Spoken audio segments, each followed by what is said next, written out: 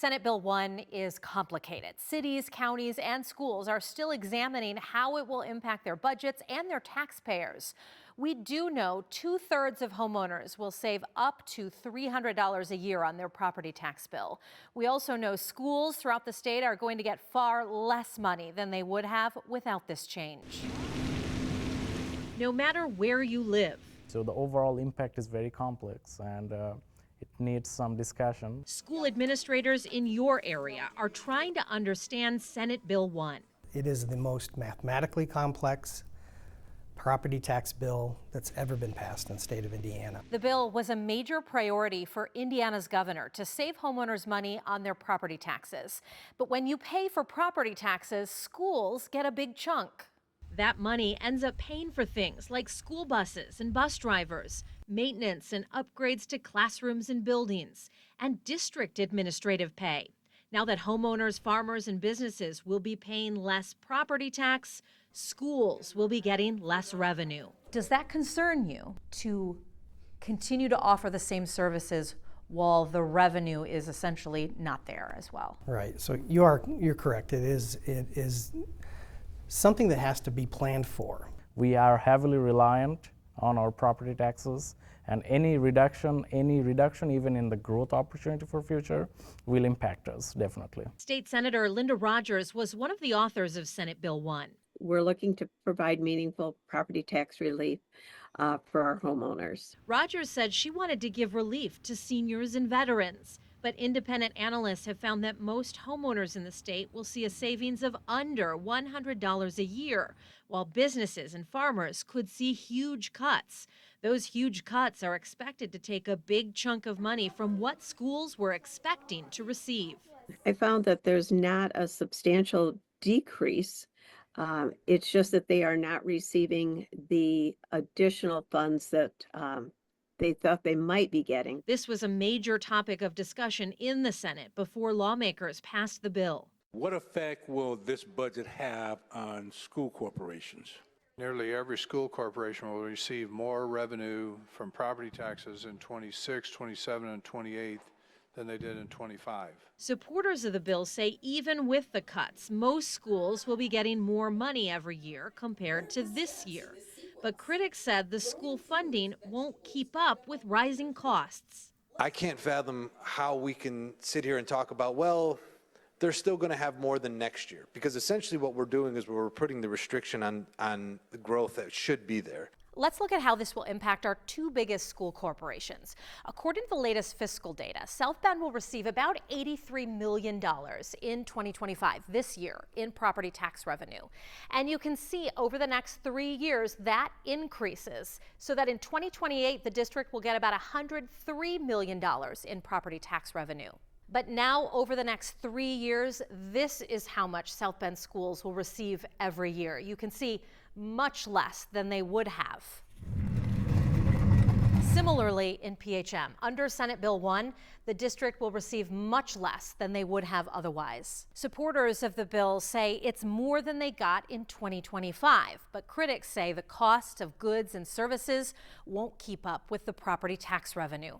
So definitely we will have to fight against inflation. Despite the loss in the growth potential, administrators in South Bend and PHM say they're preparing.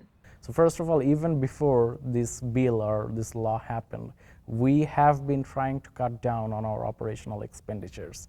And we have been doing that since a long time. So we plan on the entire tax rate and have been really strategic with our planning for facilities upkeep, maintenance, roofs, things like that. Both districts don't anticipate having to make major cuts, and they say they have multiple ways of making sure students and teachers aren't impacted. It's a hiccup. It's a hurdle, right? It's a hurdle we have to take care of and position to, well-laid plans, I guess. So now is actually a great time to send your kids to South Bend schools because we can weather the storm. I also asked both administrators about the possibility of a referendum in future years and whether they thought legislators would end up making changes to help hurting school districts. That's coming up in Wednesday's Operation Education Report. In the studio, Kristen Bean, WSBT 22 News. Senate Bill 1 is meant to save property owners money on their property tax bill. In Indiana, when you pay your property taxes, schools get a big chunk. Now that homeowners, farmers, and businesses will be paying less in property tax, schools will be getting less revenue. 27 ayes, 22 noes. The motion to concur has passed. That vote sending the controversial Senate Bill 1 to the governor's desk. Next. Now school districts are trying to prepare for the financial impacts. And even now, we are still working with our municipal advisors or legal counsel to understand the full impact. In the South Bend Community School Corporation, CFO N.F. Tamid says the district is well positioned now to absorb the loss.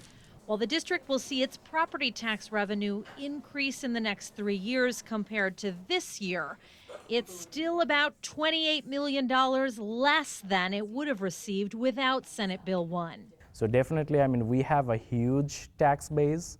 We are heavily reliant on our property taxes, and any reduction even in the growth opportunity for future will impact us, definitely. Especially since while the projected property tax revenue coming into the district remains fairly stagnant, the cost of educating students and maintaining school buildings is expected to go up significantly. And mostly the property tax revenue is utilized to take care of our operational expenditure, our capital projects there, and the prices of those capital projects, all those contractors, the operational expenditures, I mean, inflation hits them hard. So definitely we will have to fight against inflation. Tamid says the district has been trying to find savings for years.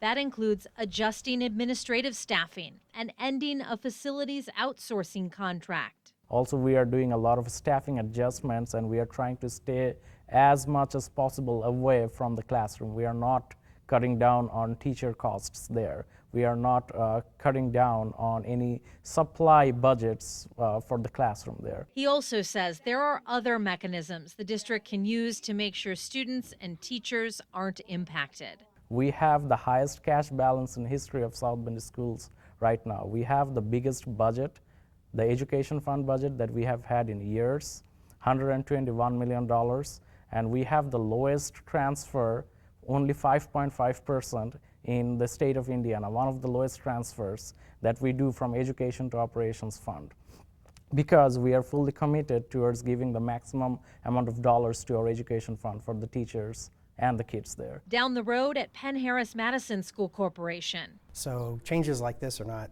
something I haven't seen before. COO Thomas Keeley says the district is prepared. So to say it's, a bad bill, it's a very technical bill.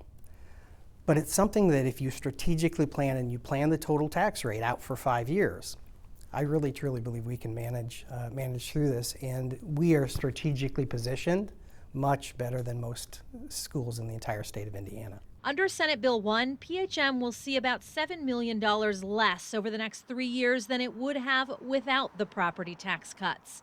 The district uses its property tax revenue for busing, facilities, maintenance, and administrator pay. So for the next 3 years, we won't really cut. We will be status quo, and that is very fortunate. Keeley says PHM has been long-range planning all along. He says the district has been intentional about its debt and will work within its existing tax rate to manage its budget. But he says not every school district around Indiana is feeling as confident. I would say that there may be only 10 suburban school corporations in the entire state of Indiana who can say that they can keep their tax rate and keep their levy pretty stable over the next 3 to 5 years, and we're one of them. But what happens after that? Yeah, I think that this is so detrimental to many of the small schools and schools that have already issued a referendum that I think that they will reform the bill. For more information on how this will impact your local school district financially, go to this story on our website. I've posted the most recent state estimates there. In the studio, Kristen Bean, WSBT 22 News.